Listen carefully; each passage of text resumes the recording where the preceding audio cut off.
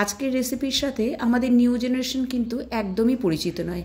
আমি ঠিক জানি না এই রেসিপিটা যেটা আমি শেয়ার করতে চলেছি এখনও ঘরে ঘরে এটা ব্যবহার করা হয় কি না। ভীষণ পুরনো একটি রেসিপি, আর অবশ্যই আমার ছোটোবেলার স্মৃতি কিন্তু এর সাথে জড়িয়ে আছে। আমার মার অনেক ছোটোবেলায় বিয়ে হয়েছিল, আর ঘরের যেটুকু কাজকর্ম সব কিছু কিন্তু আমার ঠাকুমার কাছেই শিখেছিলেন, তার মধ্যে এই রেসিপিটাও। আমরা যখন ছোট ছিলাম, খুব যখন বৃষ্টি হতো মাঝে মধ্যেই কিন্তু বাড়িতে এই রেসিপিটা হতো। বৃষ্টি মানেই চাল ভাজা। মাকে আমি প্রায় আবদার করতাম বৃষ্টি হলেই যে মা একটু চাল ভাজা বানাবে। আর মা কিন্তু ভীষণই সাধারণভাবে হাতের কাছে যে সমস্ত জিনিসগুলো আমাদের থাকে রান্নাঘরে সেটা দিয়ে কিন্তু আমাদেরকে বানিয়ে দিতেন। সেই সময় কিন্তু এতটা পিৎজা, পাস্তা এসবের প্রচলন ছিল না। এই বৃষ্টিতে মা আমাদের বাড়িতে এসেছিলেন। হঠাৎ করে সেই ছোটোবেলার কথাটা মনে পড়াতে আমি মাকে আবারও আবদার করলাম, মা চলো আজকে একটু চাল ভাজা হয়ে যাক। আজকে মা কিন্তু নিজের হাতে ধরেই শিখিয়ে দিলেন যে কিভাবে চালটা ভাজতে হয়। তারও কিন্তু কিছু ট্রিক্স আছে। আমি বলবো যে কোনো বৃষ্টির দিনে অথবা অন্য কোনো দিনও আপনারা এই রেসিপিটা অবশ্যই ট্রাই করবেন। আর নতুন যে জেনারেশন আছে তাদেরকে অবশ্যই তৈরি করে খাওয়াবেন। আমার মনে হয় ওদেরও কিন্তু দুর্দান্ত লাগবে। আমি এখানে 200 গ্রাম চাল নিয়ে নিয়েছি। আপনারা আপনাদের পরিমাণ মতো চাল নিয়ে নেবেন। আর ঘরে যে সাধারণভাবে যে সেদ্ধ চালটা হয় সেটাই আমি ব্যবহার করেছি। তবে একটু মোটা ধরনের চাল হলে চাল ভাজাটা আরও বেশি ভালো লাগবে। চালটাকে খুব ভালো করে ধুয়ে নিয়ে জলটাকে একটা নেটের সাহায্যে ঝরিয়ে নিয়েছি। তারপর তার মধ্যে অ্যাড করে দিয়েছি 1 টিস্পুন নুন। নুনটা চালের সাথে খুব ভালো করে মিশিয়ে নিয়ে একটা সুতির পাতলা কাপড়ের ওপরে ছড়িয়ে দিয়েছি, যাতে চালের মধ্যে যে জলটা আছে পুরোটাই সোক করে নেয়। মানে চালটাকে একদম ড্রাই করে নিতে হবে। চালটাকে আমি একটা পাখার তলায় রেখে নেড়ে চেড়ে খুব ভালো করে শুকিয়ে নিয়েছি। খুব বেশি সময় লাগে না, 15 থেকে 20 মিনিটের মধ্যেই কিন্তু চালটা একদম ড্রাই হয়ে যাবে। এবার চালগুলো ভেজে নেওয়ার পালা। তার জন্য একটা কড়াইতে চালগুলো আমি নিয়ে নিয়েছি। এবার আমার মা কিন্তু ভেজে দেখিয়ে দিচ্ছেন কিভাবে এটাকে ভাজতে হবে। গ্যাসের ফ্লেমটা একদম হাইতে রেখে নেড়ে চেড়ে ভালো করে চালটা ভেজে নিতে হবে।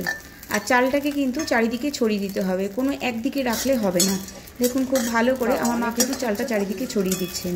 আর এক্ষেত্রে কিন্তু আমি 4টে ব্যাচে চালটাকে ভেজে নিয়েছি। পুরো চালটাই কিন্তু আমি একসাথে ভেজে নিইনি।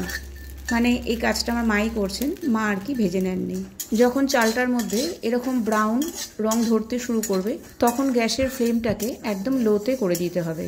লোতে করেই বাকি কাজটা করে নিতে হবে, যতক্ষণ পর্যন্ত না চালটা হালকা লালচে রঙের হয়ে আসে। চালটা কিন্তু হালকা লালচে রং হয়ে গেছে, দেখতেই পাচ্ছেন। এবার আমি চালগুলোকে একটা বোলের মধ্যে নিয়ে নিচ্ছি।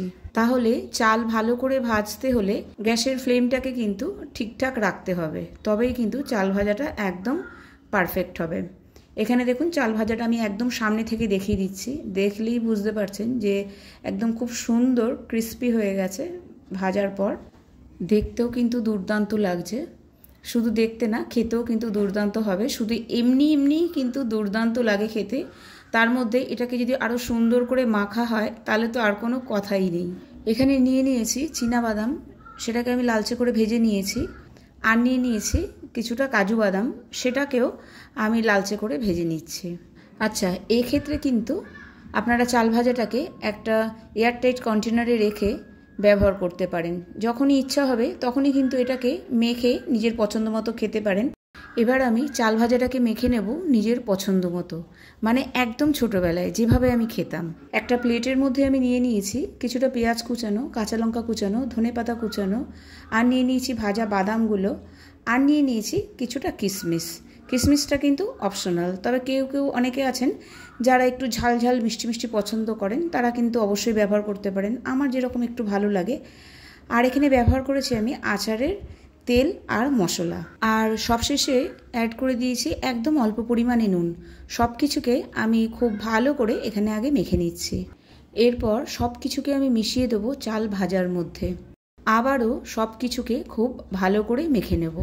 তবে আপনাদের হাতের কাছে এত কিছু যদিও না থাকে, আপনারা শুধু এটাকে কাঁচা সর্ষের তেল পেঁয়াজ কুচোনো আর লঙ্কা কুচোনো দিয়ে মেখে খাবেন, দুর্দান্ত লাগবে, আর কিচ্ছু লাগবে না।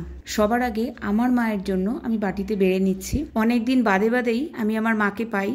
এক সপ্তাহ ধরে মায়ের সাথে অনেক গল্প করেছি, অনেক সময় কাটিয়েছি।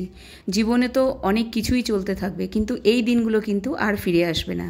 সেই জন্য সব কিছু ছেড়ে আমি আমার মায়ের সাথেই এনজয় করেছি। আর এই বৃষ্টির সন্ধ্যায় গরম গরম চাল ভাজার সাথে গরম গরম 1 কাপ চা, এর জুড়ি মেলা ভার। চলুন তাহলে সবার আগে প্রথম চায়ের কাপটাও কিন্তু আমি মাকেই পরিবেশন করব। আর আমাকে অবশ্যই কমেন্ট করে জানাবেন আপনাদের মধ্যে কে কে এখনও বাড়িতে ঠিক এইভাবে চাল ভাজেন। জানি না আজকের ভিডিওটা আপনাদের কেমন লাগবে। খুবই একটা সিম্পল, খুবই পুরনো একটা রেসিপি আপনাদের সামনে তুলে ধরলাম। কিছুটা ইমোশনাল কথাবার্তাও হলো। যাই হোক, ভিডিওটা যদি ভালো লেগে থাকে লাইক, শেয়ার এবং সাবস্ক্রাইব করার অনুরোধ রইল। তখন তো আমি যখন ক্যামেরা করছিলাম বুঝিনি, কিন্তু এখন ফটো দেখে মনে হচ্ছে মা তো একটু ঘাবড়েই গেছিলেন। সামনে ক্যামেরা, কোনো ব্যাপার না। তো থাক, আমার মায়ের সুন্দর হাত, সুন্দর শাড়ি আমার ভিডিওতে চিরতরে স্মৃতি হয়ে থাক। সকলে মিলে আপনারা ভালো থাকুন, এনজয় করুন ফ্যামিলির সাথে। টাটা।